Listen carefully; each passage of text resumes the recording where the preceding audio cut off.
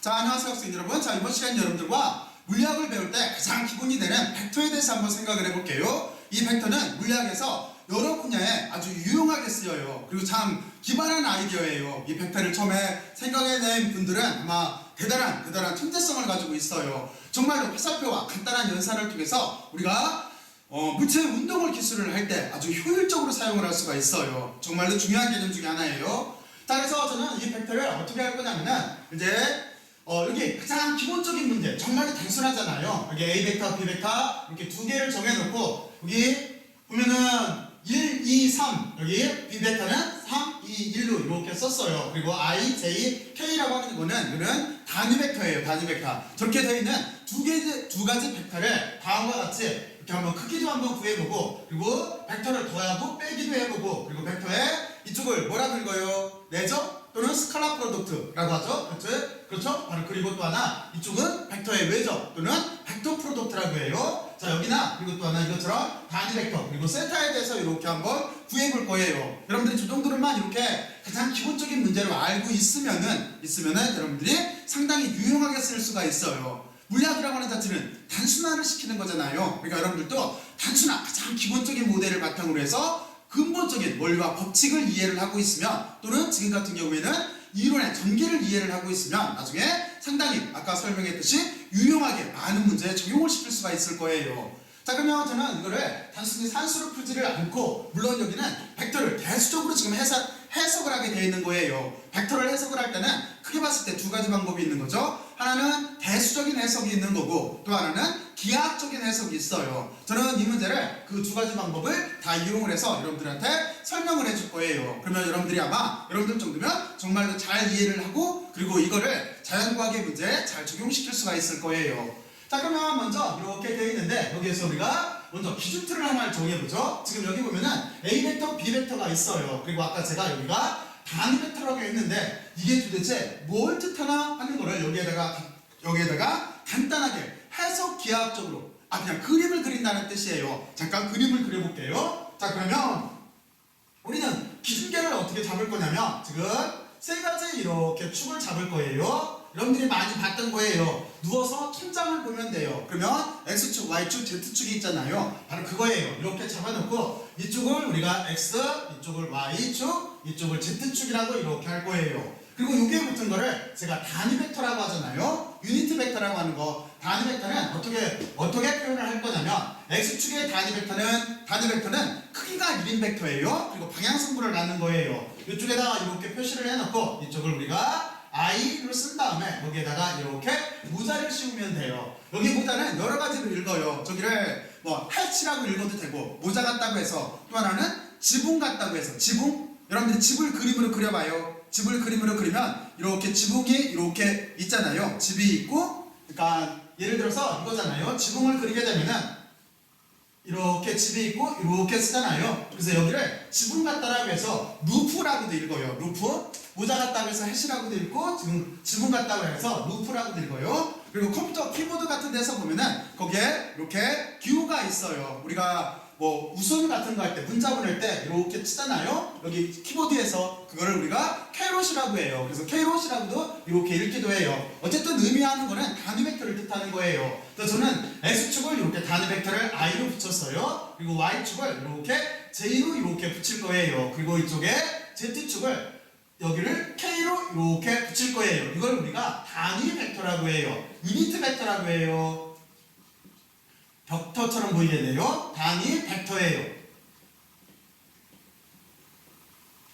단위 벡터예요. 크기가 1인 벡터예요. 크기가 1인 벡터고, 그리고 또 하나 X, Y, Z축 방향으로 이렇게 갖는 거예요. 그러면 X, Y, Z축으로 되어 있으니까 서로 관계는 어떻게 되겠어요? 90도라고 하는 이 관계를 이렇게 갖겠죠. 바로 이거를 우리는 단위 벡터로 이렇게 정의를 할 거예요. 자, 그러면 여러분들은 단위 벡터까지 적용을 했어요. 이제 적용을 했어요. 자, 그러면 여기서부터 시작을 해서 이제 이쪽에 있는 문제를 한번 이렇게 이해를 해보죠. 근데 문제를 이해를 할 때 물리학에서는 지금처럼 이렇게 써있는 산수 문제로 직접 푸는 것보다는 가급적이면은 일반화된 논리를, 일반화 처리를 하는 게 더 유리해요. 그래서 저는 여기에 이렇게 산수로 써있지만, 문제니까 이렇게 써있지만, 저는 이거를 어떻게 바꿀 거냐면 기호로 바꿀 거예요. 그러면 우리는 이렇게 정의할 수가 있겠죠. A 벡터를 일단 대표 문자를 이용해서 쓰게 되면은 벡터라고 하는 자체는 여러분들이 잘 알고 있겠지만 벡터는 어떤 특징이 있는 거냐면 이렇게 벡터라고 하는 자체는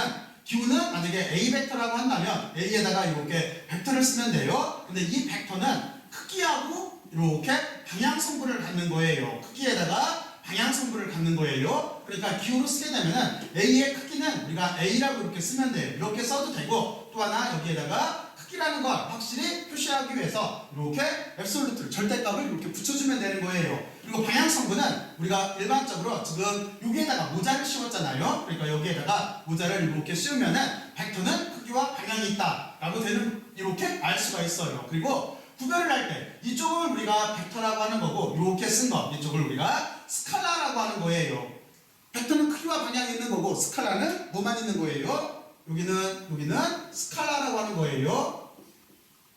스칼라 이쪽은 크기만 있는 거잖아요. 크기만. 기호 처리를 이렇게 두 가지로 나눌게요. 자, 그러면 여러분들은 이렇게 잘 이해를 했을 거라고 생각을 하고, 자, 이제 이쪽을 저런 논리에 의해서 쓰게 되면은 여기를 크기와 방향으로 쓰게 되면은 여기는 A의 X축 방향이 이렇게 있을 테고 거기에 단위 벡터를 붙여주면 돼요. 그리고 A의 Y축 방향의 크기에 단위 벡터를 이렇게 붙여주면 되는 거고 A의 Z축 방향의 크기에 단위 벡터를 이렇게 붙여주면 돼요. I, J, K는 여기서 정의한 단위 벡터예요. 단위 벡터.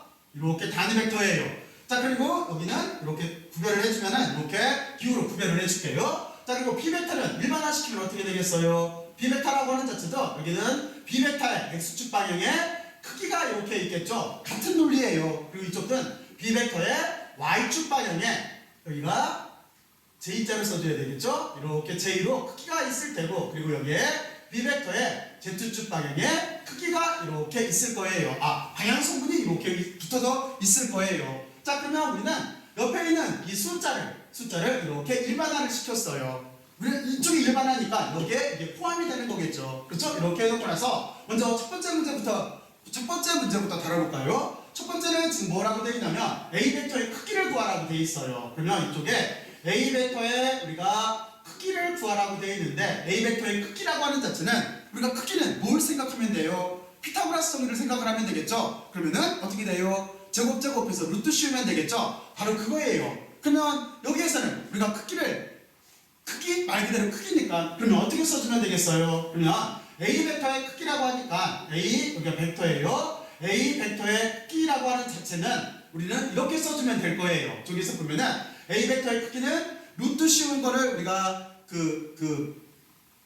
제곱을 해서 루트를 씌워야 되는 거잖아요. 그러니까 이렇게 루트를 먼저 쓰고 저쪽에서 보게 되면은 1의 제곱이 될 테고 그리고 2의 제곱이 될 테고 그리고 여기는 3의 제곱이 될 거예요. 그러면 이걸 다 계산하면 얼마 나와요? 1 나오고 4 나오고 여기가 9가 나오니까 14가 되겠네요. 그렇죠? 그래서 여기는 계산을 하면은 루트 14가 이렇게 나와요. 루트 14를 한번 계산을 해볼까요? 그럼 얼마 나오나? 여기다가 이렇게 놓고 그냥 물리학 실험실에 있는 계산기예요. 자, 그러면 여기에다가 루트 14를 잘못 썼네요. 루트 14를 쓰게 되면은 여기 값자체가 얼마가 나오냐면 3.74165 쭉 나가네요. 그래서 우리가 세 자리에서 끊을게요. 그러면 여기가 3.74라고 답하면 되겠네요.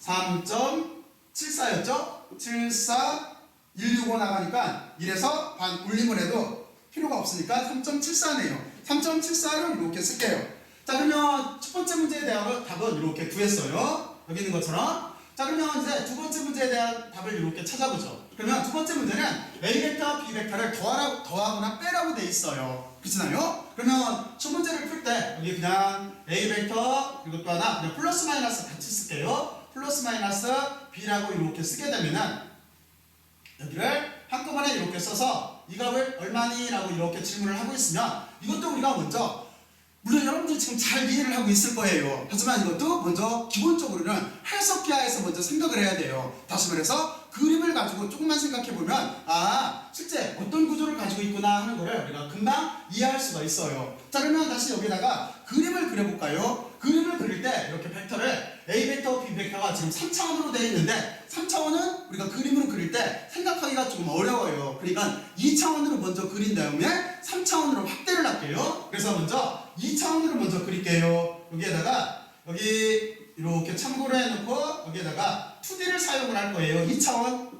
2차원으로 먼저 그릴 거예요. 그러면 우리는 좌표축을 2개만 잡으면 돼요. 그랬을 때 X축과 Y축을 잡아서 설명을 할게요. 자, 그래서 이렇게 잡아놓고, 그리고 X축과 Y축, Z축 방향은 서로 이렇게 바꿨으면 안 돼요. 그게 이렇게 방향이 있어요. X, Y, Z로 써줘야 돼요. 그랬을 때 이쪽을 우리가 X축으로 잡으면 되는 거고, 이쪽을 Y축으로 이렇게 잡으면 돼요. 아, 이거 그림이 조금 좁을 것 같네요. 작을 것 같아서 여기에다가 세로 좌표를 잡을게요. 자, 그러면 여기다 조금 큼직하게 그릴게요. 자, 그러면 좌표를 조금 이렇게 큼직하게 잡았어요. 이쪽을 우리가 X축으로 잡고, X축의 단위 벡터는 아까 I라고 했어요. 여기를, 이쪽을 X축이에요. 그리고 이쪽을 Y축으로 잡았어요. Y축의 단위 벡터는 우리가 여기를 J 루프 또는 J 햇 또는 J 캐롯이라고 이렇게 읽었어요. 그냥 햇으로 읽는 게 편하면 햇으로 읽으면 돼요. I 햇, J 햇 읽으면 돼요. 그리고 또 지분 같다고 해서 루프를 읽으면 I 루프, J 루프 읽으면 돼요. 어쨌든 단위 벡터를 뜻하는 거예요. 그래놓고 우리가 A 더하기 B 또는 A 빼기 B를 해야 되는 거니까 벡터 2개를 그려야 돼요. 그래서 지금 저는 여기다 어떻게 그릴 거냐면 이렇게 그릴게요. 만약에 여기에 A 벡터가 이렇게 있어요. 여기를 A 벡터라고 할게요. 그리고 또 하나 B 벡터가 여기에서 만약에 이렇게 있다라고 봐요. 그러면 여기를 우리가 B 벡터라고 이렇게 써주면 돼요. 그러면 결과 벡터는 어떻게 되겠어요? 결과 벡터는 실제는 여기를 이렇게 이어주면 되겠죠. 그래서 여기도 글자를 쓸 때 여기다 쓰면은 결과 벡터를 그릴 때 이렇게 가려지겠네요. 그래서 여기를 잠깐 이렇게 놓고 나서 여기를 A 벡터를 이쪽으로 이렇게 내려서 이렇게 표현을 할게요. 그러면 결과 벡터는 틀림없이 이쪽에서 이렇게 결과 벡터가 될 거예요. 그리고 우리는 이거를 R 벡터라고 이렇게 표현을 할게요. 자, 그러면 이게 결과 벡터인 R 벡터예요. 자, 뭐 어떤 그림인지 이해갔죠? A 벡터 더하기 B 벡터는 R 벡터라는 그 뜻이에요.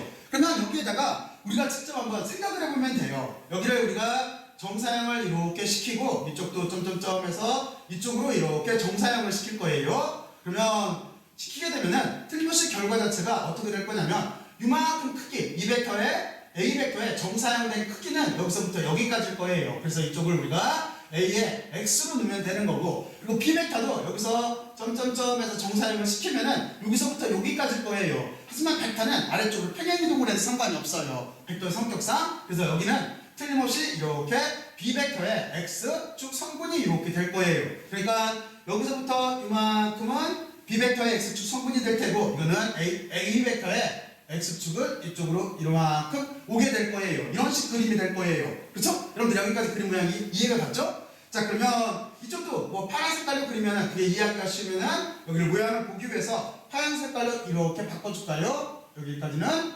이렇게 A 벡터가 될 거예요. 자, 그러면 여러분들은 이렇게 색깔별로 구별을 해도 되고, 그리고 Y축 성분을 보게 되면은 여기도 똑같아요. 여기에서 우리가 점점점점점 찍어서 틀림없이 이만큼, 여기서부터 이만큼, 여기는 어떻게 되겠어요? 이거는 A 벡터의 Y축일 거예요. 그렇죠? 지금 여기 벡터를 그렸는데 여기는 일단 크기만 썼어요. 그리고 이 위도 마찬가지예요. 여기 B 벡터를, 여기 Y축 벡터를, 여기 연장선을 조금만 이렇게 높일게요. 그러면 여기도 우리가 이렇게 프로젝션이라고 하는 정사형을 시키게 되면은 여기에 이렇게 그림자 벡터, B 벡터의 크기가 이렇게 남게 될 거예요. 화살표 그림자가 남을 거예요. 이쪽을 B 벡터의 Y축 성분으로 이렇게 쓸 거예요. 근데 실제로 보면은 여기가 뭐예요? 지금 여기가 벡터인 거죠? 벡터면은 우리는 여기다 어떻게 해주면 돼요? 여기에다가 단위 벡터를 이렇게 붙여주면 되는 거예요. 여기도 단위 벡터를 이렇게 붙여주면 돼요. 이쪽은 J니까 J라고 하는 크기와 방향, J 벡터 성분을 이렇게 붙여주면 되는 거예요. 자, 그러면 이 그림이 이해갔죠? 그럼 우리는 이 해석기하를 이용한 이 그림을 이용을 해서 어떻게 쓸 수가 있냐면 여기에다가 이제 어떻게 해요? 대수적으로 논할 수가 있는 거예요. 그러니까 R 벡터라고 하는 자체는 우리가 어떻게 쓸 수가 있냐면 R 벡터는 A 벡터 더하기 B 벡터라고 이렇게 쓸 수가 있겠죠. 먼저 R 벡터, 여기서부터 여기까지 R 벡터는 A 벡터 더하기 B 벡터니까. 그런데 다시 우리는 이거를 이렇게 쓸 수도 있어요. 여기에 있는 R 벡터라고 하는 거를 이쪽에 있는 큰 벡터, 이만큼, 여러분들 여기다 밑에다가 이렇게 그냥 임의로 한번 그려볼게요. 이쪽으로 이렇게 되어 있는 벡터, 그죠? 이 벡터를 우리가 여기를 R에 아래 x성분 벡터라고 이렇게 쓸게요. 아래 x성분 벡터에다가 이쪽 y축으로 여기서부터 이렇게 되어 있는 벡터 이만큼 두 개 더한 거 여기를 아래 y축 벡터라고 이렇게 쓸게요. 그러니까 우리는 표현을 이렇게 써도 되는데 또 하나 r벡터라고 하는 거를 이렇게 써도 돼요. r벡터의 x축 방향의 이렇게 벡터 플러스 r벡터의 y축 방향의 벡터 이렇게 써도 되죠? 그런데 우리가 벡터는 크기와 방향이라고 그랬어요. 그러니까 똑같이 여기를 전개하면 r벡터의 x축 방향의 크기에 이렇게 방향성분을 써도 되는 거고 r벡터의 y축 방향의 크기에 방향성분을 써도 돼요. y축 방향의 크기에 이렇게 j방향이라고 하는 방향성분을 이렇게 써도 되는 거예요. 그렇죠? 그러면 r벡터의 크기는 어떻게 되겠어요? 크기겠죠? 그러니까 여기는 다시 어떻게 되는 거냐면 여기는 a의 x 그렇죠? 그리고 요 놈이니까 여기를 b의 x 측방향의 크기에다가 이렇게 방향성분을 써도 되는 거고 여기는 어떻게 되겠어요? 크기니까 이 두 개를 더해주면 되겠죠? 그러면 1벡터가 될 테니까 그러니까 여기는 a의 y축 방향의 크기에다가 b벡터의 y축 방향의 크기에다가 이렇게 방향성분을 붙여주게 되면은 전체 r벡터로 표현이 될 거예요. 그래서 우리는 여기서 중요한 결과를 얻어요. 그래서 어떤 결과를 얻을 수가 있냐면 우리가 그로 여기다가 r벡터라고 하는 자체는 다음과 같이 이렇게 계산할 수가 있어요. 그러니까 ij라고 하는 방향성분을 중심으로 거기에 있는 크기만 더해주면 돼요. 방향성분을 중심으로 우리가 크기 그럼 이 벡터를 뜻하기 때문에 이렇게 더해주면은 전체 r벡터가 이렇게 되는 거예요. 구별할 수 있죠? 그러니까 결과는 이거예요. 그러면 우리가 여기서 구하려고 하는 이 값은 어떻게 구하면 되겠어요? 여기를 이제 문제를 풀면은 여기에서 우리가 2번 문제 이걸 어떻게 표시를 할까요? 여기에서 그냥 이쪽으로 이렇게 넘길까요? 여기에서 2번 문제 a벡터 더하기 b벡터를 먼저 할까요? b벡터라고 하는 자체는 x 여기 이렇게 해놓은 다음에 여기에서는 그러네요. 여기는 지금 3차원이었죠? 근데 우리는 2차원으로 줄여놨으니까 3차원이라고 한다면 여기다 참을 하나 더 더해주면 되겠죠? 그러면 a벡터의 z축 방향 크기에다가 b벡터의 z축 방향 크기에다가 여기가 ijk로 움직이니까 이렇게 ijk라고 해서 단위 벡터를 붙여주면 될 거예요. 그러면 여기 두 벡터를 더하면 어떻게 되겠어요? 이 두 벡터를 더하면 i벡터로 묶고 이 두 개를 더해주면 되는 거니까 이쪽 값에서는 지금 보면은 1하고 4예요. 그러니까 저기는 1 더하기 3이 돼서 이렇게 되고 결과는 조금만 가만했듯이 4예요. 그리고 두 번째 거는 2 더하기 크기 이렇게 돼서 여기가 크기잖아요. 4가 될 테고 그리고 세 번째 거는 여기가 k y축 방향 세 번째 게 아니라 y축 방향인 거죠. y축은 3 플러스 1이 돼가지고 똑같이 다 4가 나오네요. 이렇게 돼서 이쪽은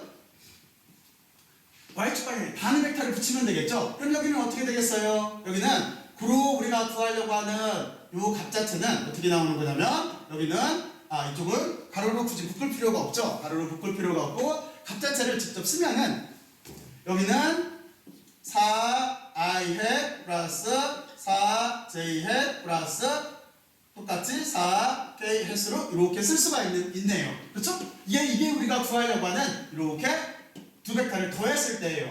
그러면 두 벡터를 빼주면 어떻게 되겠어요? 빼줬을 때는 여러분들이 여기서 직관적으로 느끼면 알겠지만 여기 값만 이렇게 빼주면 되겠죠? 빼주면 되기 때문에 우리가 두 값을 빼주게 되면은 여기에 또 하나 a벡터 마이너스 b벡터를 이렇게 쓰게 되면은 여기는 어떻게 되는 거냐면 이제 직접 계산을 할게요. 1에다가 3을 빼면은 여기가 마이너스 2가 남네요. 2에 i 해시 될 테고 그리고 두 번째는 여기가 y방향은 어떻게 돼요? y방향은 두 벡터를 빼주면은 0이 나오네요. 그러니까 0으로 없어지고 그리고 여기 2에서 2 빼면 0이니까 이쪽은 빼주게 되면은 3에서 1 빼니까 2가 남네요. 그래서 플러스 2k x로 이렇게 써주면 되는 거네요. 이게 우리가 구하려고 하는 이렇게 이쪽에서 구한 바로 요거에 값이 되는 거네요. 자 그러면 이렇게 해석기하고 해석을 한 다음에 이렇게 대수적으로 풀어야 돼요.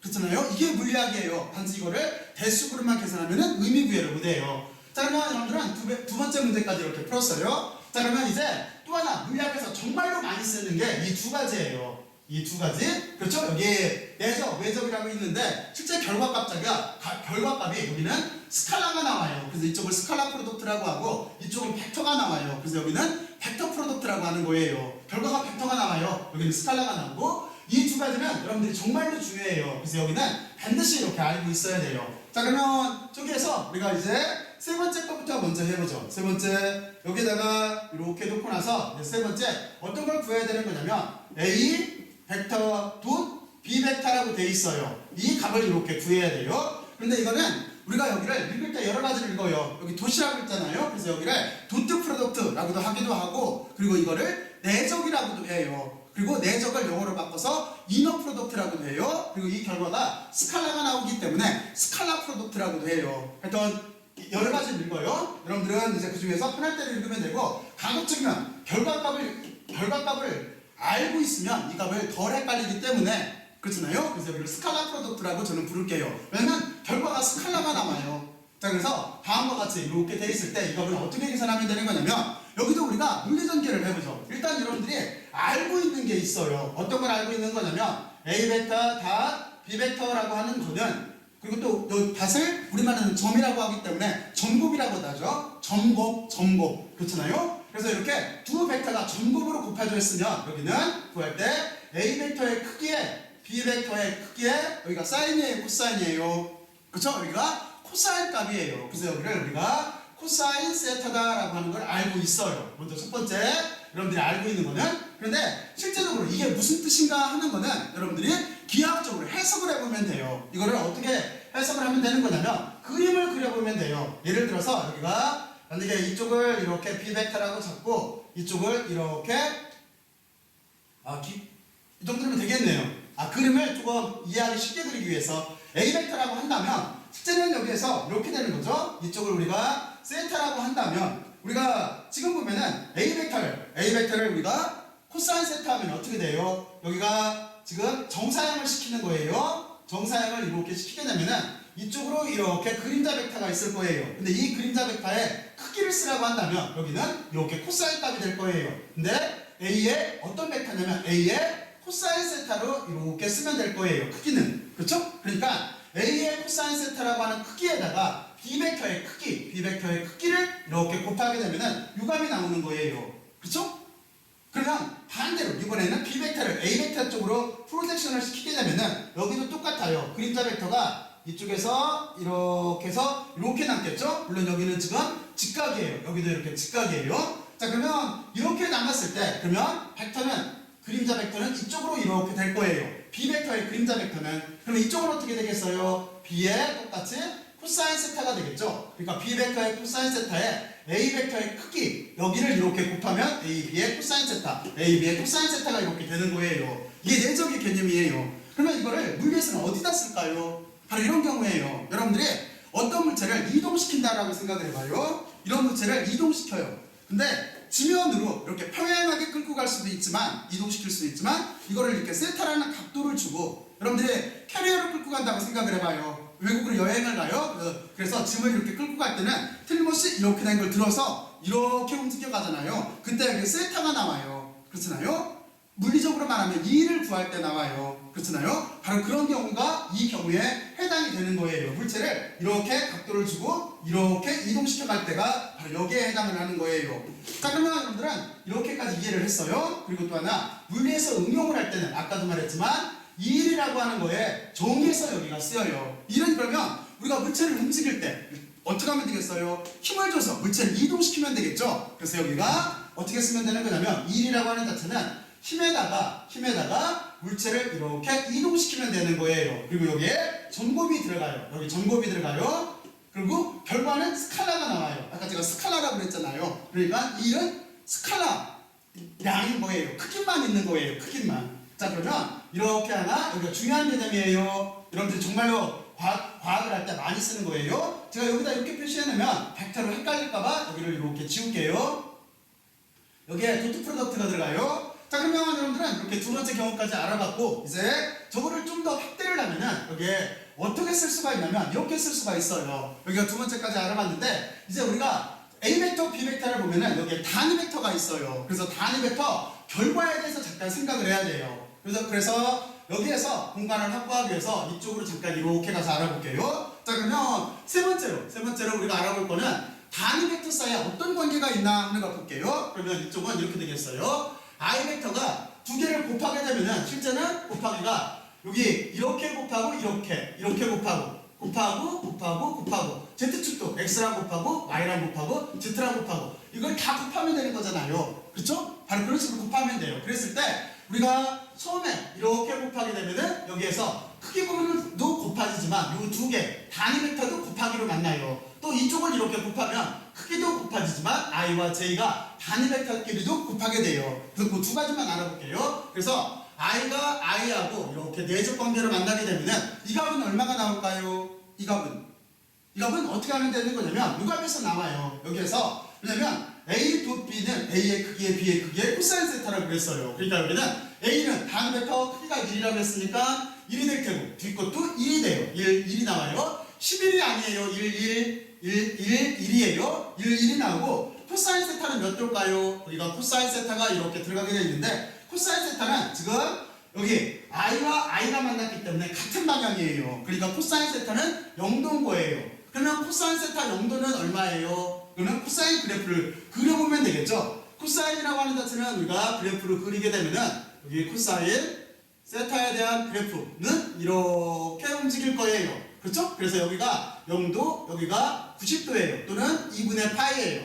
그렇잖아요? 여기 참고로 이렇게 보면은 헷갈릴지 몰라서 이렇게 묶어줄게요. 자, 그러면 코사인 0도는 1이니까 이 전체 값은 뭐가 나오게 돼 있어요? 1이 나와요. 그러니까 자기하고 같은 값으로 만나면 1이 남는 거예요. 이렇게 만나면 1, 이렇게 만나면 1, K가 K랑 만나면 1인 거예요. 대신 또 하나가 있죠. 서로 다른 쪽 단위 벡터하고 이렇게 만났을 때 대표적으로 i하고 j만 이렇게 해볼게요. 이때도 똑같이 계산을 해보면은 이렇게 되겠죠. 어떻게 될 거냐면 크기는 1, 1이에요. 그러니까 여기도 크기는 1, 1이에요. 크기예요. 그리고 여기는 코사인 세타는 몇 도예요? i하고 j니까 이 그림에서 보면은 여기가 지금 이렇게 90도 관계예요. 여기도 90도 관계예요. 그리고 이쪽도 이렇게 90도 관계인 거예요. 그렇잖아요? 그러니까 여기는 90도가 돼요. 그러면 옆에 있는 그림에서 코사인 90도는 얼마예요? 여기니까 0이 되는 거겠죠? 1은 여기인 거고 0도일 때는 여기 1인 거고 여기는 지금 0인 거예요. 그렇잖아요? 그러니까 이 값은 0이 되는 거예요.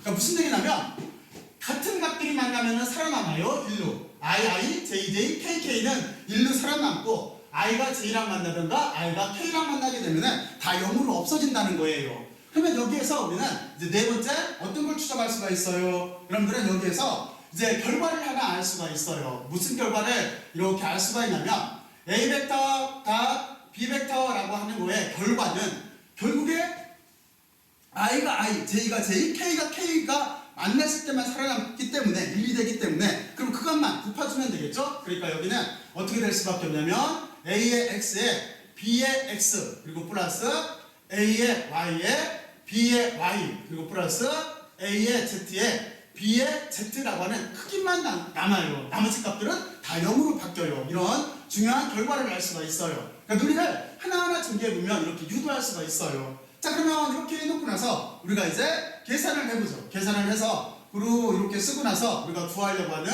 A, B라고 하는 이 값 자체는 그러니까 이렇게 곱해주면 되겠죠. 이렇게 곱하면 뭐 남아요? 3 남고 이렇게 곱하면 4 남고 그렇죠? 이렇게 곱하면 3 남아요. 그렇죠? 그러니까 저기는 1 곱하기 3은 3인 거고 플러스 2 곱하기 2는 4인 거고 플러스 1 곱하기 3, 1이죠? 1이니까 3인 거고 그러니까 결과적으로 이렇게 10이 나와요. 그러면 이 값은 뭐예요? 물리적으로 말하면 10이라고 하는 상수값이니까 우리는 이거를 물리학적으로 말할 때는 스칼라 값이 나오는 거예요. 스칼라 값이 나오는 거예요. 그래서 여기를 스칼라예요. 스칼라 값이 이렇게 나오게 돼 있어요. 그렇죠? 그래서 우리를 이렇게 곱했을 때 어차피 스칼라가 나오니까 이거를 스칼라 프로덕트라고 이렇게 얘기를 하는 거예요.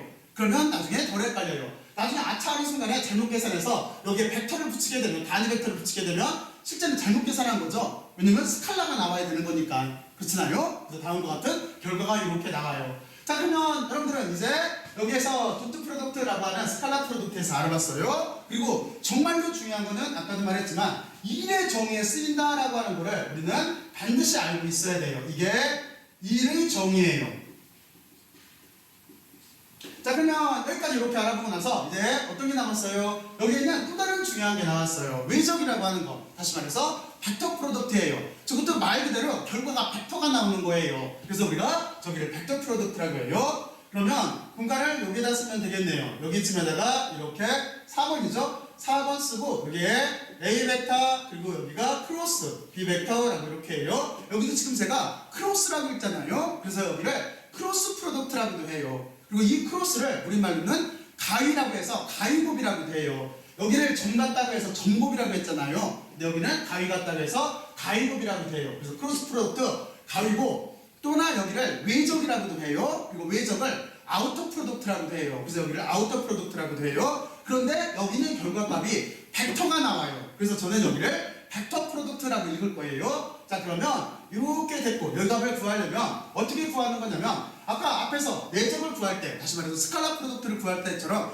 똑같은 논리를 한번 전개해 보면 돼요. 자, 그러면 여기는 이렇게 되겠죠. 첫 번째 우리가 알 수 있는 정보는 뭐냐면 여기에 A 벡터 크로스 B 벡터라고 하는 게 있다라고 한다면 여기는 우리가 잘 알고 있듯이 A 벡터의 크기에 B 벡터의 크기에 여기는 크기예요. 크기 두 벡터의 이렇게 크기에 그리고 뭐가 나와요? 여기는 사인이에요, 코사인이에요? 맞아요. 이쪽은 사인이에요. 이렇게 사인 세타가 들어가고 그리고 지금 보면은 이만큼은 크기예요.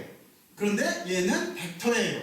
그러면 벡터는 어떻게 하면 되겠어요? 크기에다가 방향성분을 써주면 되겠죠? 그래서 이쪽에다가 방향성분을 써주면 돼요. 방향은 지금은 우리는 그냥 노말 방향 잡아서 n으로 잡을게요. 그래서 여기가 n 이렇게 쓰고 나서 모자를 이렇게 씌워주면 돼요. 이렇게 방향성분을 써주면 돼요. 이게 결과예요.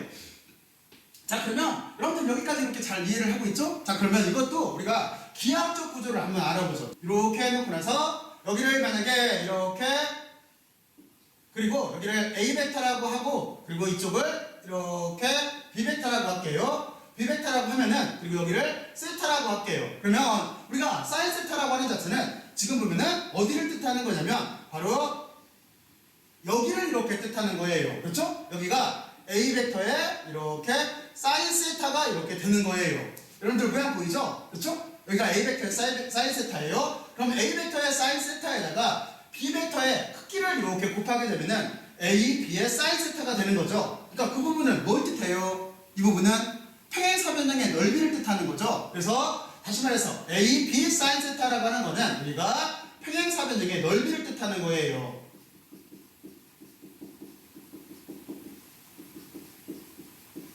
넓이를 이렇게 뜻하게 돼 있어요. B 벡터 쪽으로 해도 마찬가지예요. 우리가 B 벡터를 이쪽으로 프로젝션을 시킨 다음에 지금 보면은 빛을 비쳤을 때 프로젝션을 여기 A 벡터를 그림을 그릴 때 여기를 만약에 덮었어야 돼서 잘 보일지 모르겠네요. 이렇게 이쪽으로 사인 세타의 길이를 이렇게 쓰게 되면은 여기가 B 벡터에 사인 세타가 되는 거잖아요. 그러니까 여기가 B 벡터의 사인 세타에다가 A 벡터의 크기를 곱해도 똑같이 이게 평행사변형의 넓이가 되는 거예요. 이해할 수 있죠? 무슨 뜻인지. 자, 그러면 여러분들은 이렇게 해놓고 나서 여기가 평행사변형의 넓이가 된다라고 하는 걸 이렇게 이해를 하고 있고, 자, 그리고 나서 우리는 이제 넓이라고 하는 자체는 크기니까 거기에다가 이렇게 방향성분을 붙여주면 되는 거예요. 그래서 물리적으로 말할 때는 실질적으로는 이 방향성분은 우리가 이 면을 뚫고 나오거나 뚫고 들어가게 돼 있어요. 뚫고 나올 수도 있고 뚫고 들어갈 수도 있어요. A 벡터의 곱의 방향에 따라서. 그래서 어떤 문제가 있을 수가 있냐면 여기에서는 이쪽에서 참고적으로 보면은 여기는 참고로 보게 되면은 여기는 A 벡터 닷 B 벡터라고 하는 자체는 여기는 이거하고 B 벡터 닷 A 벡터라고 하는 자체는 서로 이렇게 교환 법칙이 성립을 해요. 근데 좀 전에 말했듯이 A 벡터와 B 벡터가 결합되어 있는 모델에 따라서 여기는 이 벡터가 뚫고 나올 수도 있고 뚫고 들어갈 수도 있어요. 그렇기 때문에 여기는 교환 법칙을 성립하지 않아요. 그래서 여러분들이 여기서 참고로 알면은 A 벡터 크로스 B 벡터라고 하는 거하고 B 벡터 크로스 A 벡터라고 하는 자체는 서로 성립하지가 않아요. 왜 성립하지가 않냐면 크기는 같아요. 크기는 같음이라고 쓸게요. 같은데 방향이 서로 다를 수가 있어요. 방향 다름이라고 쓸게요. 방향이 달라져요. 그리고 여러분들이 입체적으로 움직여서 이해할지 모르겠네요. 이쪽으로 이렇게 뚫고 나올 수도 있고 뚫고 들어갈 수도 있어요. 자, 그러면 이렇게까지 여러분들은 여기를 이해를 하면 돼요. 이쪽은 교환 법칙이 성립하지 않는다라고 하는 걸 알고 있으면 돼요. 자, 그러면 여러분들은 이렇게 해놓고 나서 이제 세 번째는 어떤 걸 눈에 되는 거냐면 이제 단위 벡터 관계에 대해서 잠깐만 알아볼게요. 그래서 여기도 우리가 보게 되면은 A라고 하는 단위 벡터에 I라고 하는 단위 벡터에다가 I라고 하는 단위 벡터를 곱하면 얼마가 나올까요? 그리고 또 하나 이번에는 저쪽에서 했던 것처럼 똑같이 I 벡터에다가 이렇게 J 벡터라고 하는 단위 벡터예요. 단위 벡터를 이렇게 크로스 프로덕트를 만나게 되면 얼마가 나올까요? 이것도 기본적으로는 여기서 알 수가 있어요. 왜냐면 여기도 이렇게 곱하면 크기는 1이죠. 얘도 크기는 1, 그리고 여기도 크기는 1이에요. 크기는 1이에요. 그리고 이쪽은 아까 사인 세타가 나온다고 그랬어요. 그러니까 여기는 사인 세타가 이렇게 나올 거예요. 그렇죠? 그러면 지금 같은 경우에 여기는 사인 세타가 몇 도예요? 사인 세타가 0도가 되는 거죠. 그러니까 여기는 이렇게 0도가 되는 거예요. 그러면 사인 세타가 0도면 어떻게 돼요? 우리가 그래프로 그렸을 때 사인 세타라고 하는 자체는 이렇게 진동을 하는 거잖아요. 여기가 사인 세타에 대한 그래프예요. 저쪽같이 똑같이 참고해요. 그러면 사인 세타는 지금 이렇게 진동을 하면 0인 거죠. 그러니까 여기는 0이 나오는 거예요. 근데 이쪽은 어떻게 돼요? 똑같이 크기 1인 거고 이쪽은 두 개가 직각이기 때문에 여기는 사인 세타가 이렇게 90도가 되는 거예요. 그러면 여기가 지금 2파인 거죠. 90도인 거죠. 여기가 0인 거고 그러니까 이렇게 되면은 여기는 얼마예요? 1이 되는 거죠. 그래서 여기는 값자체가 1이 나와요. 그렇죠? 그런데 실제는 얘들이 벡터예요. 벡터이기 때문에 여기에 방향 성분이 들어가야 돼요. 방향 성분이라고 하는 자체는 실제 결과를 보면은 크기는 1이에요. 크기는 1이고 여기 방향 성분은 이렇게 K라고 하는 단위 벡터가 붙게 돼 있어요. 아까도 말했지만 이쪽 축으로 움직이게 돼 있는 거예요. 이게 왜 그런지는 여러분들이 이제부터 증명을 한번 해보면 돼요. 그래서 어떻게 이거를 증명을 해볼 수가 있냐면 네 번째 이제 크로스 프로덕트 계산하는 방법에 대해서 생각을 해볼게요. 그러면 A 크로스 B라고 하는 값이 이렇게 있다라고 한다면 이걸 계산할 수 있는 방법은 여러 가지가 있어요. 여러 가지가 있는데 저는 이 중에서 어떤 걸 쓸 거냐면은 행렬수거법을 쓸 거예요. 여러분들도 아마 행렬수거법을 가장 많이 알고 있을 거예요. 자, 그러면 이렇게 놨을 때 행렬수거법이라고 하는 자체는 여기에다가 이렇게 디터미넌트를 만들고 제일 위에 줄에는 위에 행에는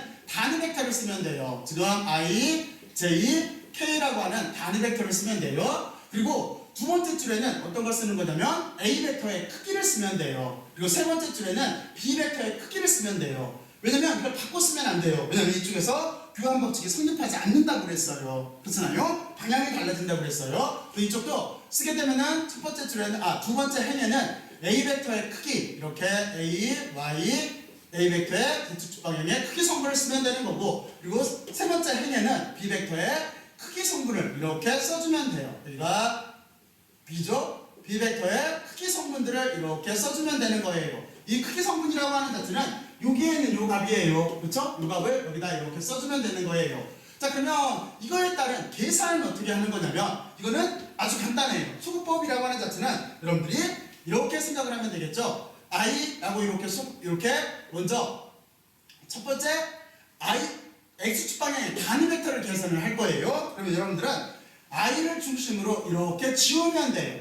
그리고 나서 이렇게 곱하고 여기를 곱해서 빼주면 되는 거예요. 그럼 결과는 어떻게 돼요? 여기는 A에 Y에 두 개를 곱했어요. 그러니까 이쪽이 A가 아니라 B인 거죠. B에 Z인 거죠. X, Y, Z니까. 그렇죠? 이걸 잘못 썼네요. 그러니까 이쪽은 B의 Z를 이렇게 크기 성분을 곱해주면 되는 거예요. 그리고 두 번째 행을 쓸 때 여기는 J에 이렇게 햇을 붙여놓고 나서 여기는 어떤 규약이 있냐면 각 요소마다 여기에 참고를 봤을 때 부호 규약은 마이너스 1에다가 이렇게 놓고 여기가 위치 정보예요. I 플러스 J로 돼 있어요. J로 이렇게 돼 있어요. 이거를 코팩터라고 하는 거예요. 여일수라고. 그러니까 이쪽은 11인 거죠. 11 여기 11, 12, 13 정보가 위치 정보가 1에 1 여기는 1에 1일 테고 위치 정보가 여기는 1에 2일 테고 여기는 1행에 2열일 테고 여기는 1행에 3열일 거예요. 그럼 여기다 값을 넣어보면은 첫 번째 거는 1, 1이 들어가니까 짝수가 나오죠. 그러니까 여기는 플러스예요. 근데 이제 두 번째 거는 1, 2가 들어가죠. 홀수가 나오니까 마이너스 1이 있기 때문에 여기가 마이너스가 이렇게 붙어요. 자, 그리고 이쪽도 마찬가지예요. 이렇게 J를 중심으로 지우고 이렇게 곱하고 이렇게 곱해서 빼주면 되는 거예요. 그러면 이쪽은 어떻게 나오겠어요? 이쪽은 A에 X에 곱한 게 B에 B의 Z쪽인 거죠. 이렇게 곱하고 빼줄 때는 지금 이렇게 곱하고 빼주면 되는 거니까 이쪽은 A의 Z에 이쪽은 B의 X가 이렇게 나오는 거예요. 자, 그리고 세 번째로 여기 플러스 어차피 1, 3이기 때문에 짝수가 나와서 플러스가 나와요. 여기는 이렇게 놓고 나서 이제 우리가 K쪽 방향인 거죠. 그러니까 Y축 방향의 단위 벡터를 써주고 여기도 똑같아요. 여기도 여러분들이 이렇게 K쪽을 지우고 여기를 곱하서 빼주면 되는 거예요. 그러니까 여기는 A의 X에다가 B의 Y를 이렇게 곱하고 여기를 빼줘야 되겠죠? 여기를 빼줄 때 여기가 A의 Y에 이렇게 B의 X를 곱해서 빼주면 되는 거예요. 자, 이게 지금 여기에 있는 크로스 프로덕트를 풀었을 때 결과예요. 여러분들도 아마 행렬수거법이라고 하는 이 방법을 통해서 가장 많이 계산을 했을 거예요. 그렇잖아요? 자, 그러면 여러분들은 이렇게까지 알았고 아까 여기에서 이쪽이 K가 나와요 했는데 정말로 그렇게 나오나 하는 거를 여기에다 대입해서 알아보죠. 그래서 우리가 다시 이쪽에서 이렇게 다시 추가로 알아보면은 그때 방법은 위에 있는 방법을 쓸 거예요. 그러면 여기에다가 이렇게 쓰면 되겠죠. I의 크로스 I 해시라고 이렇게 한다면 이쪽은 이렇게 디터미넌트를 만들어주고 그리고 위에는 단위 벡터가 들어간다고 그랬어요. I, J, K가 이렇게 들어가요. 그리고 여기가 J니까 J를 할게요. 그러니까 여기가 지금 Y축 방향의 단위 벡터를 이렇게 할게요.